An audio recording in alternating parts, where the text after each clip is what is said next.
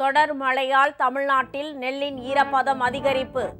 டெல்லியிலிருந்து வந்த மத்திய குழுவினர் 2வது நாளாக ஆய்வு. முதல்வர் ஸ்டாலின் முழு நேர சினிமா விமர்சகராக மாறிவிட்டார் என எடப்பாடி பழனிசாமி குற்றச்சாட்டு. அவதூறுகளை புறந்தள்ளுவோம் என ஸ்டாலின் பதில். சென்னையில் அடையாறு முகத்வாரத்தை அகலப்படுத்தும் பணி. முதல்வர் ஸ்டாலின் நேரில் ஆய்வு. பணிகளை விரைவுபடுத்த அதிகாரிகளுக்கு உத்தரவு. கேரளாவின் இடுக்கி அருகே கனமழையால் நிலச்சரிவு. வீடு இடிந்து விழுந்ததில் கணவன் பரிதாபமாக உயிரிழப்பு.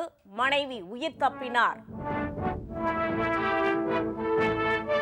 வங்கக்கடலில் 6 கிலோமீட்டர் வேகத்தில் நகர்கிறது புயல் சின்னம். ஆந்திர மாநிலத்தில் முன்னெச்சரிக்கை நடவடிக்கைகள் தீவிரம்.